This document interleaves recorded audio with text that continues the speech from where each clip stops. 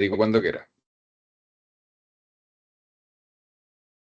Ya, perfecto. Entonces, yo les voy a presentar el Journal Club del día de hoy, que se titula Efectos de la dexmedetomidina combinada con lidocaína como administración tópica para el reflejo de la tos durante la extubación en pacientes de tiroidectomía. Este fue un RCT y les dejo ahí para descargar el paper si es que alguien no lo tiene. ¿Ya? Esta es la infografía del paper, que la vamos a ir analizando paso por paso, ¿ya? Hasta llegar hasta explicar todos los resultados y se los voy a volver a poner al final por cualquier duda. Entonces, primero, este es un paper que está publicado para la versión de octubre de este año. Ya salió en el Anestesia y Analgesia, que es una revista que tiene frecuencia mensual. Tiene un buen ranking dentro de las revistas de anestesiología, está como 9 de 68, y tiene un factor de impacto de 3,8, es lo que sale en la página, ¿ya? Y el estudio fue realizado por un grupo de investigadores chinos, ¿ya? De la provincia de Anhui. Y el investigador principal es el que sale ahí, el doctor Wang, que es parte del Departamento de Anestesiología y de Manejo del Dolor en este centro. Entonces, lo que ellos hicieron, bueno, vieron a modo de introducción, identificaron que el reflejo de la tos durante la extubación, después de la anestesia general, es algo común, que puede afectar entre 40 y 76% de los pacientes que están intubados. Y en verdad, este viene como un mecanismo de defensa del cuerpo que sirve para proteger las vías aéreas de posibles secreciones que se produzcan o también como eventualmente posibles cuerpos extraños. Y sin embargo, este mecanismo que si bien nos protege puede provocar eventualmente algunas complicaciones o aumentar ciertos riesgos, como lo son, por ejemplo, riesgo de laringoespasmo, que es algo de lo que nos vemos enfrentados frecuentemente, o en algunas cirugías, riesgo de sangrado o que el riesgo de reintervención sea mayor. Por ejemplo, tiroidectomía, en donde el riesgo de hematoma de vía aérea es algo a lo que tenemos que tener en consideración y puede ser eventualmente potencialmente mortal, ¿ya? Entonces, para disminuir este riesgo de tos durante la extubación, se han visto distintas estrategias, tanto farmacológicas como no farmacológicas, para manejar este reflejo de tos. Primero, vamos a enfocarnos en estos dos. La lidocaína, sabemos que es un anestésico local, es una amida de acción intermedia que tiene propiedades analgésicas, eventualmente antihiperagésicas, que disminuye la reactividad de la vía aérea por sus efectos locales. Y también puede atenuar este reflejo de la tos, que es lo que nosotros buscamos, ¿ya? Pero su aplicación, la efectividad de este efecto puede ser inconsistente de acuerdo a la vía de administración en la cual nosotros usemos, porque sabemos que puede usarse tanto vía tópica, nebulización, intravenosa, etcétera, ¿ya? Por otro lado, la dexmedetomidina, nosotros sabemos que es un agonista selectivo de los receptores alfa 2, que ha mostrado disminuir el reflejo de la tos al despertar y eventualmente puede dar un poquito de sedación, un poco de analgesia, ¿ya? Con efectos más bien mínimos como de sedación. Em, Algunas consideraciones que hay que tener con este medicamento: puede causar eventualmente bradicardia, ¿ya? Y se puede aplicar, ya se ha visto que se puede aplicar de manera tanto tópica en la mucosa nasal o también vía endovenosa, que es lo que más usamos, ¿ya? Entonces, ya han salido estudios antes de que avalan el uso de estos dos medicamentos. Por ejemplo, salió este metaanálisis en el British Journal del 2020 que evaluó más de 70 estudios. Ellos evaluaron el uso del remifentanil, el fentanil, la dex, el alido, y ya comprobaron que eran efectivos estos medicamentos que eran mejor versus placebo para disminuir este reflejo de la tos durante la extubación, ¿ya? Al despertar. Y destacaron que ya habían destacado que la DEX era más efectiva versus el resto de los medicamentos. Entonces, este grupo, ¿qué fue lo que hizo? Fue a buscar estos dos medicamentos para potenciar y de forma sinérgica los efectos que tienen. Buscaron y desarrollaron un spray que se aplicara de forma en spray en la zona supraglótica, glótica y subglótica, y querían ver si es que esta mezcla era más eficaz para poder suprimir el reflejo de la tos en los pacientes que se sometían a tiroidectomía. ¿Ya? Ellos se basaron en rangos de estudios previos, rangos de dexmedetomidina entre 0,3 a 1 gama por kilo, y seleccionaron 0,5 gamas por kilo para ver el efecto. ¿Ya? Así que querían ver la Nati, efectividad de esta. Dígame, Doc. una pregunta, no sé si tal vez lo mencionaste, yo me pude conectar un poquito más tarde, pero ¿cuál es como el raciocinio o cómo funcionaría, no sé si lo pudiste ver, la DEX como spray, dónde, qué receptor activaría? Porque uno entiende la lidocaína, ¿cierto? Como un anestésico local, pero la DEX propiamente tal, así, ¿qué va a hacer? Hace como que se absorbe a nivel central, ¿cachai? Como que no me queda mucho la lógica de por qué pusieron Dex y no pusieron ketchup. No sé si, ¿cachai? Sí, al final del estudio ellos proponen algunos mecanismos de la DEX, como en esta vía de administración tópica. eh, Principalmente ellos dicen, como primero, que tiene efectos de manera local como en la mucosa, que se ahorra el metabolismo el primer paso, y que, bueno, además de que queda como esta difusión de las partículas del aerosol, como que quedan ahí más en la zona, ellos dicen que eventualmente el actuar directo sobre estos receptores alfa 2 podría relajar el músculo liso, dicen que podría eventualmente dilatar como un poco de efecto de broncodilatación y también potenciar el efecto del alivio. Es como esas son em, los mecanismos que ellos proponen como al final del paper, y además dicen que podría tener un efecto como, o sea, que actúa a nivel central sobre como los receptores alfa 2, que al final sería como por absorción, como disminuyendo con estos efectos sedantes hipnóticos, disminuyendo un poco la sensibilidad a la estimulación traqueal. Entonces, ellos al final del paper analizan que podrían haber efectos tópicos como directos y efectos por absorción como central por este efecto sedante como para disminuir la sensibilidad de la estimulación traqueal. Perfecto, gracias. Ujú. Bueno, entonces, de los métodos. Ellos hicieron este estudio que fue aprobado por el Comité de Ética de la Universidad de China, donde estaban. Eh, Todos los participantes tenían consentimiento informado, se guiaron de acuerdo a las directrices CONSORT, y el registro de ensayos clínicos fue hecho en los registros chinos. ¿Ya? Entonces, de los participantes, ellos reclutaron entre abril y octubre del 2023 un total de 200 pacientes, y solamente incluyeron pacientes mujeres porque, o sea, de acuerdo a lo que ellos dicen, es que la prevalencia del cáncer de tiroides era más frecuente en esta población, y también querían como que la población fuese mucho más homogénea. Entonces, mujeres ASA 1-2 entre IMC 18-30 que se operaban de tiroides electiva.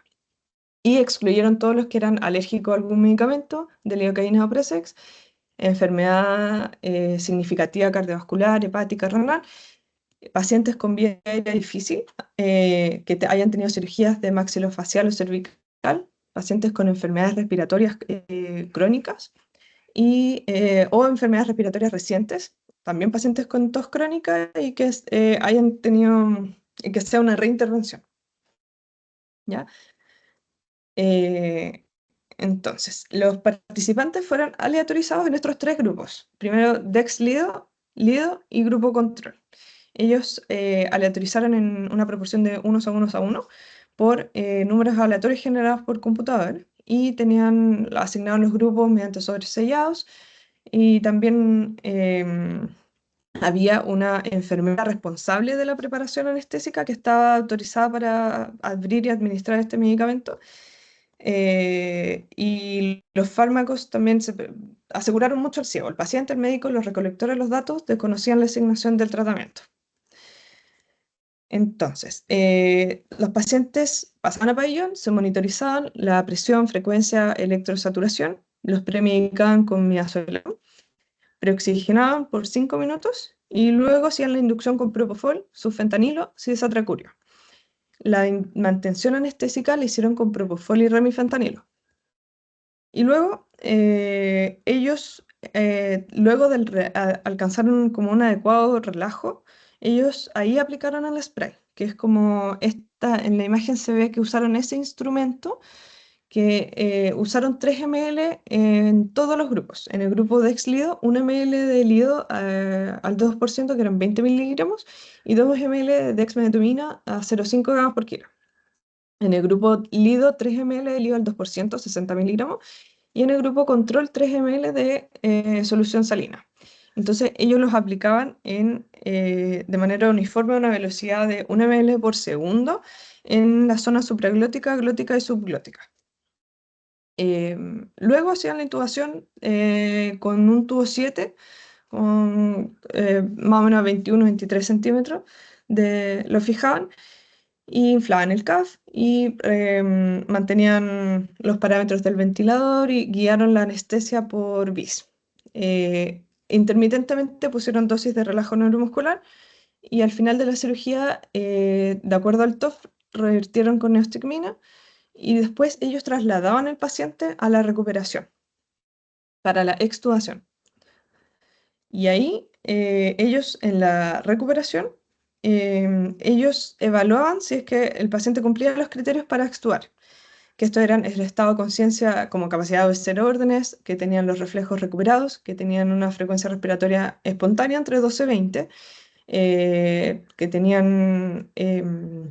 lograban un volumen más de 6 ml por kilo con saturando más de 95 y tenían estabilidad hemodinámica. Y también tenían ausencia de los efectos residuales de las drogas. Entonces, ahí también cumplían con un checklist. La enfermera chequeaban si es que estaba todo listo para la extubación, preoxigenación, aspiración, todo lo que ya mencioné antes. A ellos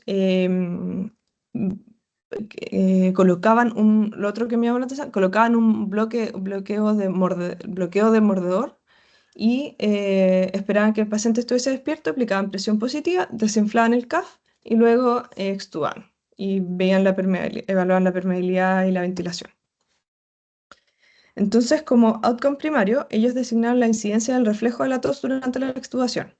Y outcome secundario, la severidad de este reflejo de la tos, si es que tenían odinofagia o disfonía postoperatoria, náuseas, vómitos, dolor en la zona quirúrgica, los niveles de sedación y eventualmente la duración de la hospitalización postoperatoria. Del registro, ellos registraron en 4 momentos: al inicio, 5 minutos post-intubación, al final de la cirugía y en la extubación. De ahí anotaron todas las variables hemodinámicas, la presión, la frecuencia, la saturación y la presión de vía aérea. Y además registraron cuánto tiempo tuvo el tubo, los tiempos quirúrgicos, los tiempos de despertar, si es que había sangre en el tubo, el consumo de opioide y la hospitalización. ¿Cómo evaluaron estas cosas? La severidad de la tos tenían una escala del 1 al 4, que era sin tos, tos leve, tos de menos de 5 segundos y tos grave. La odinofagia la evaluaron mediante... parece que me fui un segundo. La odinofagia la evaluaron mediante escala de Numeric Rate Score. La disfonía también dieron 3 grados, o sea, 4 grados de disfonía. Y la sedación de acuerdo a la escala de sedación de Ramsay y el dolor con EVA. Para el cálculo del tamaño muestral, ellos se habían hecho un estudio piloto primero.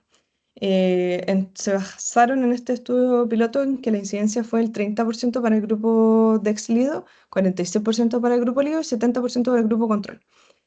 Y ahí,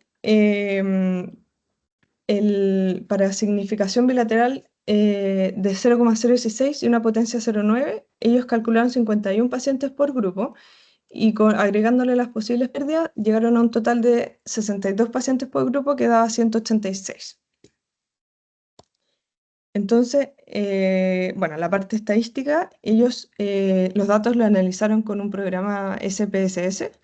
La distribución normal se expresó como media de desviación estándar, la no normal como mediana intervalo, como rango intercuartil, los datos categóricos como número y porcentaje y las variables continuas con distribución normal lo analizaron mediante test de ANOVA. Las variables continuas no normales se analizaron con Kruskal-Wallis. Las mediciones repetidas con modelo lineal mixto con corrección de Bonferroni. Y los datos categóricos se analizaron con chi cuadrado, la prueba exacta de Fischer. Ellos consideraron estadísticamente significativo un valor de P menor a 0,016 entre los tres grupos, porque hicieron comparación por pares. Entonces, de los resultados, de los 200 pacientes evaluados para elegibilidad, incluyeron 186 pacientes que se sometieron a cirugía de tiroides. Tuvieron 6 pacientes que se retiraron durante este estudio, uno por sangrado, 2 por cambios en el plan quirúrgico, otro porque rechazaron y otro porque no lo pudieron seguir. Así que se quedaron con 180 pacientes para el seguimiento, 60 en cada grupo. De los resultados principales, estos son los resultados demográficos. Primero, en esta tabla 1 se ve que los pacientes fueron bien similares entre sí. Sabemos que todas eran mujeres, más o menos como de 40 años, con un índice de masa corporal parecido, cercano a los 23. Y de algunos outcomes a destacar, el tiempo que fueron estadísticamente significativos, el tiempo de despertar, hubo una diferencia efectivamente entre el grupo Dex-Lido, que se demoraron 16 minutos, versus 12 minutos en el grupo Lido y 12 minutos en el grupo Control. Y el grupo Dex-Lido tenía un tiempo de despertar mayor en comparación a estos dos grupos, en comparación a la Lido y en comparación, o sea, en comparación como cada uno por separado. Y también hubo una diferencia no solo en el despertar, sino también en la extubación, como vemos acá. Otra cosa a destacar, que no fue, no hubo diferencia estadística, pero sí vemos que hubo un menor consumo de propofol y remifentanilo durante, o sea, en el grupo Dex-Lido. El grupo Dex-Lido tuvo un menor consumo de drogas en el perioperatorio en comparación al grupo control, ¿ya? Y no hubo diferencias en otros outcomes significativos como ellos querían evaluar, como bradicardia ni consumo de atropinas, no fue necesario. En cuanto al outcome principal, que ellos eligieron el reflejo de la tos, como resultado, vemos que el grupo Dex-Lido tuvo una incidencia en el reflejo de la tos durante la extubación del 23%, que fue estadísticamente significativo en comparación al grupo control, que tuvo un 70%, y el grupo Lido, que tuvo un 47%. Y también el grado de severidad de la tos fue distinta, porque el grupo Dex-Lido tuvo más grado 1, que era sin tos, y el grupo control tuvo más tos grado 3, 4, ¿ya? En cuanto a la odinofagia postoperatoria, vemos que fue menor la incidencia en los grupos Dex-Lido y Lido en comparación al grupo control a las 1, 6 y 24 horas después de la cirugía, ¿ya? Y también la severidad también fue menor. Em, y estos son los resultados hemodinámicos. Podemos ver en el gráfico de la derecha que era la frecuencia cardíaca, que efectivamente el grupo Dex-Lido tuvo una menor frecuencia cardíaca a los 5 minutos después de la intubación y al final de la cirugía. Y en relación a ellos encontraron que era estadísticamente significativo, y en cuanto a la presión, ellos también encontraron que fue menor, pero no significativo. que fue menor en el grupo Dexlido. En cuanto a los outcomes perioperatorios, ellos vieron que el grupo Dexlido también mostró una presión de vía aérea que era más bajo a los 5 minutos, pero era como más baja en cuanto al rango, porque ellos 5 minutos antes de la intubación, como el rango era menor para el grupo Dexlido y Lido versus el grupo control, ¿ya? Y y también que en cuanto a la sedación, que fue un poco más alta en los puntajes de escala de sedación en el grupo Dexlido versus los grupos Lido o sea, versus el grupo control. Tampoco encontraron diferencias en cuanto a sangrado, como sangrado en el tubo. Entonces, en cuanto a la discusión, primero ellos comprobaron y evaluaron que era eficaz. En cuanto a la eficacia, ellos vieron que este spray que hicieron con dexmedetomidina y lidocaína efectivamente disminuía la tos en la extubación, y que tenía menor incidencia y severidad de la odinofagia después de la extubación y tenía mejor control hemodinámico. Aquí está lo que preguntó el doctor Pedemonte, que lo explicaban al final, que dentro de los mecanismos propuestos, ellos evaluaron 3, 4 principales mecanismos, que era primero una acción local a nivel de los receptores periféricos alfa 2, que eventualmente podría producir una relajación y broncodilatación como actuando en el músculo liso. También que podía potenciar este efecto anestésico de la lidocaína y que también podía tener un efecto a nivel central, como un efecto sedante, que disminuiría como suprimiría el reflejo de la tos, como la estimulación traqueal. ¿Ya? Y como efectos adversos, ellos sí vieron que había una significancia estadística en el retraso del despertar y de la extubación, como vimos, pero que para ellos no era clínicamente relevante. Dentro de las limitaciones que ellos proponen, que podemos ver también, primero, ellos aclaran que saben que incluyeron solamente pacientes que eran mujeres, por lo mismo que dije antes, que aclararon que el cáncer de tiroides era más prevalente en este grupo y querían que fuera como un grupo bien homogéneo y desconocían si es que o sea, sabían que eventualmente podía haber diferencias en el reflejo de la tos entre los grupos. Lo otro es que aclaran que eventualmente podría haber variabilidad porque usaron una dosis de DEX que era por peso. Entonces, ellos no hicieron un estudio de concentración plasmática que alcanzaba la dexmedetomidina, entonces eventualmente podría haber una variabilidad del peso versus concentración de la plasmática de dexmedetomidina. Y lo otro es que es un estudio unicéntrico. Se hizo, tenían súper estandarizado que era un cirujano, un grupo que se demoraba, los tiempos quirúrgicos eran súper acotados y también era como casi la misma enfermera que como extubaba y administraba las dosis. Entonces, como conclusión, ellos em, la aplicación de lidocaína con dexmedetomidina en spray en las zonas de supraglóticas, glóticas y subglóticas era efectivo para suprimir el reflejo de la tos durante la extubación y que también disminuyó la odinofagia postoperatoria y se mantuvo una estabilidad hemodinámica en este grupo de pacientes mujeres que se sometían a cirugías de tiroides.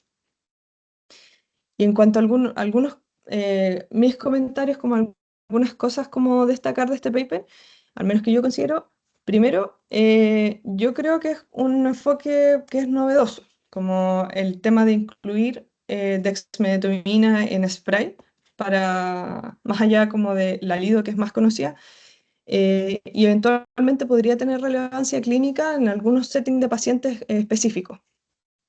¿Ya?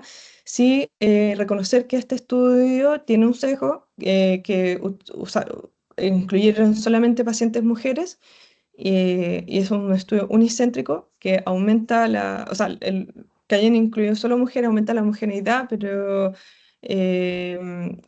también que haya sido súper estandarizado un centro, un cirujano, disminuye también la validez externa del estudio. Sí destaco el comentario que hicieron de la dosis de la DEX con el peso, porque eventualmente podría desarrollarse un estudio en que evaluaran las concentraciones plasmáticas que evalúen como este efecto de la DEX, qué concentración efectivamente influiría en potenciar este efecto de disminuir el reflejo de la tos. Y en ese mismo sentido también el consumo anestésico, porque el consumo anestésico era menor en este grupo que usó Dex y Lido, entonces eventualmente también quizá podría darse como podría haber una variable confundente entre las concentraciones plasmáticas de los otros fármacos eh, con este mismo, como este spray laringofaringeo que estaban usando.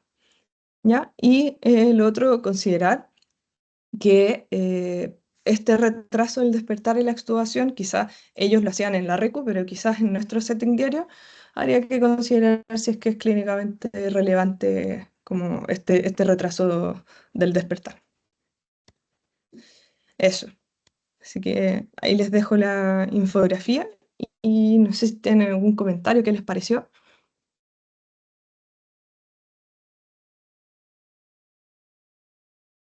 Súper bueno, Nati, muchas gracias por el resumen. Me quedó re claro. Yo tengo una duda. ¿Ellos hicieron algún análisis económico de esta cuestión? No, no vi que hicieran un análisis económico, al menos en el paper. Y también busqué el material suplementario que tenían y no lo mencionan. O al menos yo no lo encontré. Y considerando estas conclusiones, ¿cuándo lo empezamos a usar entonces?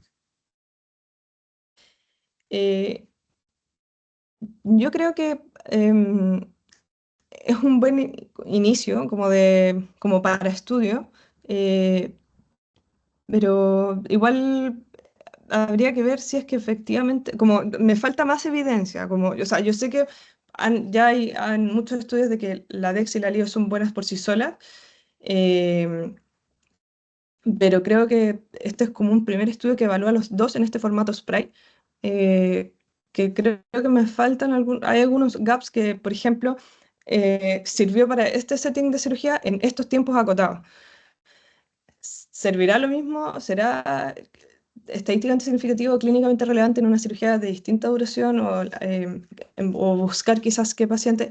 En tiroides yo creo que podría ser un buen setting de pacientes, pero también hay otros pacientes como quizás, no sé, neuroquirúrgicos que quizás también se beneficien de probar estos medicamentos. Yo lo encuentro interesante al menos. Quizá me faltaría también un estudio de concentración plasmática. em, no sé qué opinan ustedes.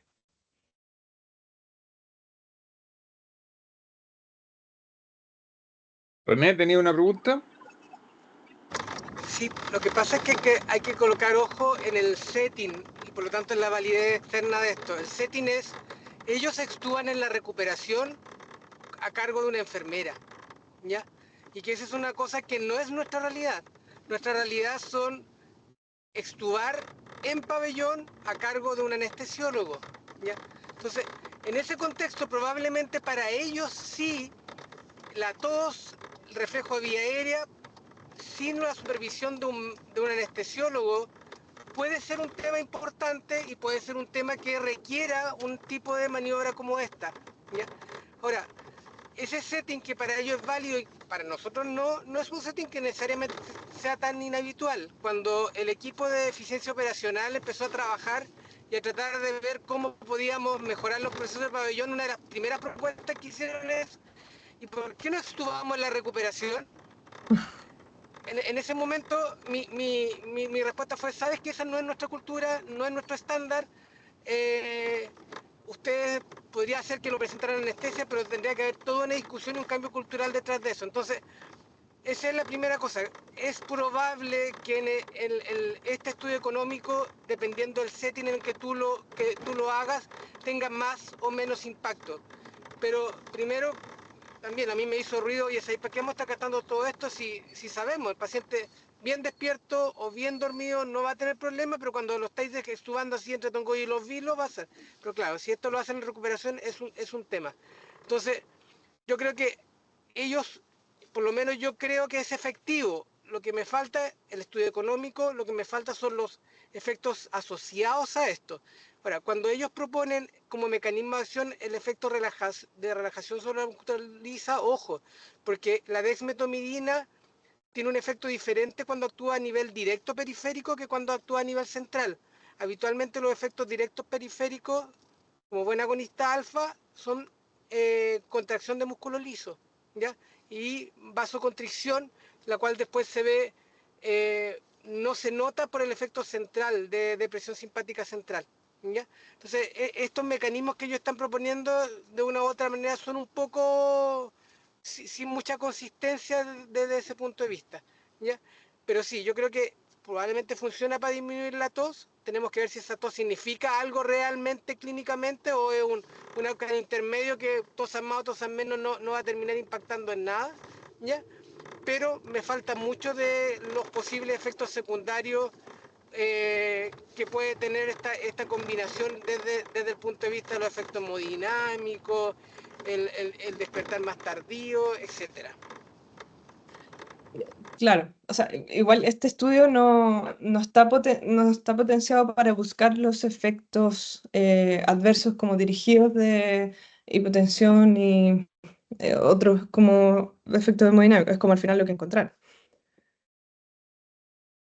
El doctor Pedemonte tiene la mano levantada. Sí, tengo varios comentarios. Uno, pues no sé si mencionaron algo respecto, por lo menos es algo que a mí me preocupa, no sé, ya hacemos menos, ¿ah? Pero antes era más frecuente que hiciéramos intubaciones vigiles y ahí uno intubaba al paciente solo con, o casi solo con lido local. Y eso permitía que las cuerdas se abrieran adecuadamente y uno intubaba feliz, sin problema. A veces más fácil una, a veces más fácil que otra, pero básicamente es uno de los motivos porque a mí personalmente no me gusta echarle mucho, de hecho evito tratar habitualmente de echarle lidogel a la máscara laringia, prefiero usar gel de eco, porque yo no quiero anestesiar las cuerdas porque me da susto que cuando tenga que extubar al paciente básicamente, si que hay una gelatina con lidocaína, pudiese evitar el reflejo propio de defensa de la vía respiratoria, que es una cuestión que no la leí en ninguna parte, simplemente me hace sentido nomás. Entonces no sé si hay algo descrito y es difícil también probarlo, como de microaspiración, etcétera, no sé, no, es algo que yo no me siento muy cómodo, una apreciación personal nomás. Me imagino que no sale nada por el N, no creo que sea, y tampoco lo hayan ido a buscar así dirigidamente. Ahora, habitualmente todas estas intervenciones nuevas, en los estudios, esto que sería como un tipo un fase 3, probablemente, no aparecen los efectos adversos. Los efectos adversos aparecen cuando estas cosas se masifican y básicamente hay una gran población que lo utilizan y estos efectos adversos que son habitualmente menores, por suerte, empiezan a aparecer un poquito más. Y casos de eso históricamente hay millones, la talidomía, por ejemplo, y otras cosas. Bueno, eso no sé si dijeron algo, me imagino que no. Dicen que no tuvieron casos de aspiración. Claro. Mm. Probablemente, y tampoco es difícil verlo, porque uno se imagina tremenda aspiración, no algo menor, pero bueno. Lo Ah, otro que, ¿cachai? Bueno, habitualmente cuando uno hace estos RCT que son de 3 grupos, son un poquito más complejos que los otros dos, y básicamente porque mientras más divisiones uno haga para tratar de comparar grupos, necesitáis más poder. Eso es un tema que los chinos tienen súper resuelto, ¿no? Para ellos el poder no es un tema, tienen una población enorme, entonces eventualmente pueden incorporar cuántos grupos sean necesarios, pero mientras más divisiones uno haga, en grupos comparativos necesitáis más N. Entonces es un poquito más complejo. ¿Cachaste perfecto. por qué el AP fue 0,016 en vez de 0,05 que es la habitual. Sí, fueron las cosas que primero fui a buscar, que me llamó la atención. Dije, oh, ¿por qué las ve? Lo que entendí era porque dentro hicieron como una, usted me corrige si estoy bien, pero una corrección de Bonferroni, entonces, como, porque hicieron una comparación por pares, entonces ese 0,05 lo dividieron en 3. Y Perfecto. eso da una P menor a 0,016. Claro, porque si tú sumas 0,016 por 3 como 0,48, que probablemente debe estar redondeado, debe ser como 0,0165 Claro. o algo así. Entonces ahí te alcanza el 0,05.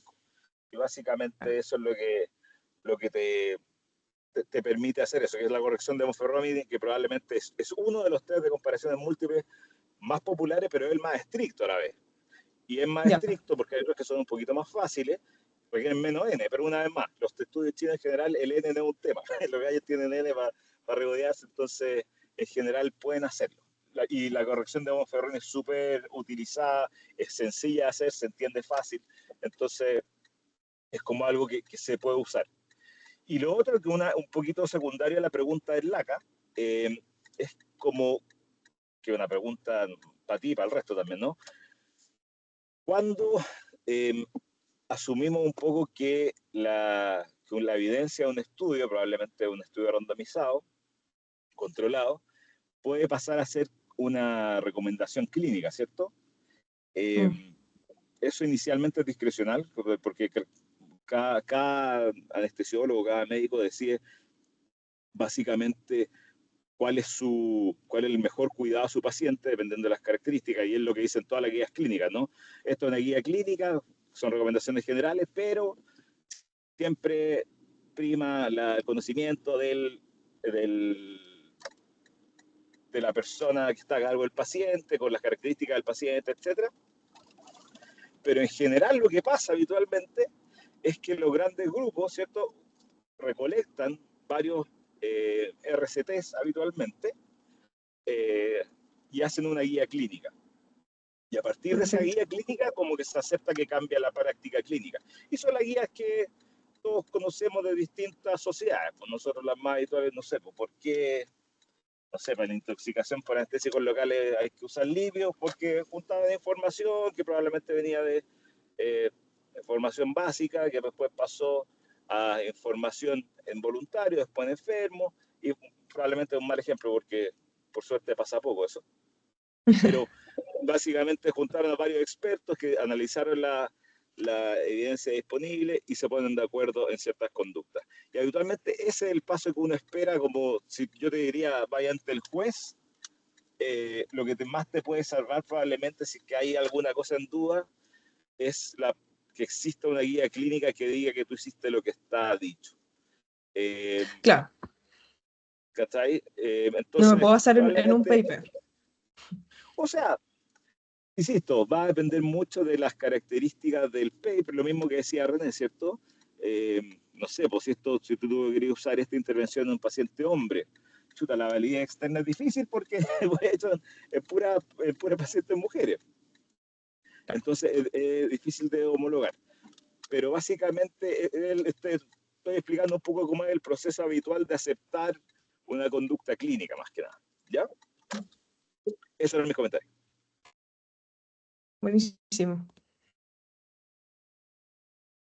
Y el doctor de la fuente también volvió a tener la mano levantada.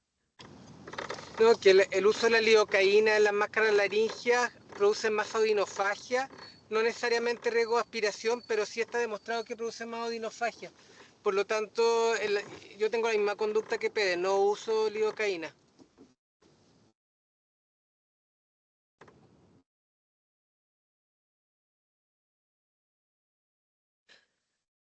Sí, bueno, rescatando un poco lo que dijeron los dos, a mí, hay cosas que yo creo que también me llaman la atención del estudio que son distintas a nuestra práctica habitual. Por ejemplo, esto de extubar a los pacientes en la RECU. A mí me llamó harto la atención porque también, ¿cómo lo hacen cuando pasan de camilla al paciente? Lo llevan acá, a veces el piso pabellón es súper irregular. Entonces, ahí con lo motor, y ¿cómo no va a toser el paciente? Yo creo que toserían más que si lo extubamos en pabellón también. Bueno, son todos factores que hay que considerar.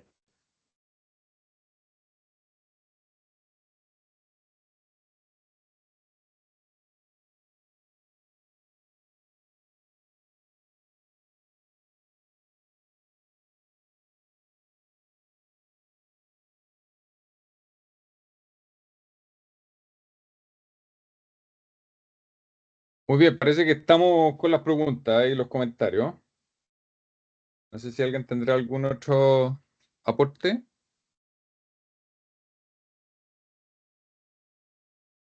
Sí, yo tengo Ah, una pregunta. eso, vale. Sí. Nati, una pregunta. No recuerdo haber visto los resultados, si es que había alguna diferencia, más allá de la tos, en la aparición de hematoma cervical o de alguna complicación quirúrgica asociada a la tos. Mm, Hematoma, mm, no me acuerdo, no me acuerdo haber visto que lo hayan, o como reintervención. Lo No, pregunto porque sería como, digamos, ¿por qué no queremos que un paciente sometido a una tiroidectomía tosa, aparte de que, digamos, de los problemas asociados a la tos per se, pero en esta población en particular es justamente evitar una de las complicaciones quirúrgicas postoperatorias? claro. Entonces, como que hubiera sido interesante en este artículo que hubieran incorporado eso. Igual no es un evento adverso tan frecuente, que probablemente necesitan un N más grande eh, para mostrar un efecto, pero eso hubiera sido interesante de ver. Y yo creo que los chinos pueden tener N suficiente, si hubieran tenido 3 meses más el protocolo andando probablemente. Sí, absolutamente. No, no recuerdo haber leído que hayan tenido o que hayan expresado algún resultado de hematoma como significativo. Eh, pero claro, dentro de los 180 pacientes, como la probabilidad de que hayan tenido algún caso, igual puede haber sido, sí, siendo que es algo que al final, ¿por qué no importa que el paciente tosa? Es porque hay, como lo que dije en el principio, como los riesgos que esto conlleva en cirugía de tiroides. Exacto.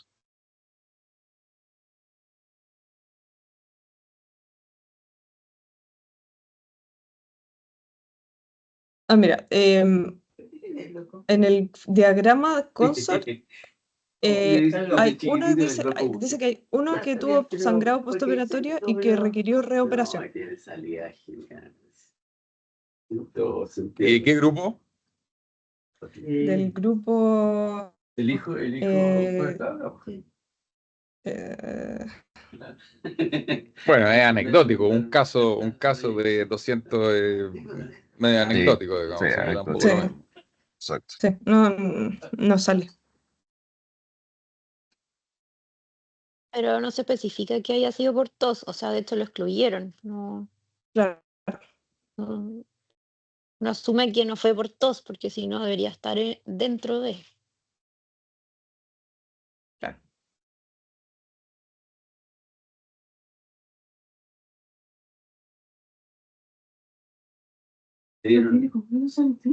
O sea, si le dieron, creen que va de...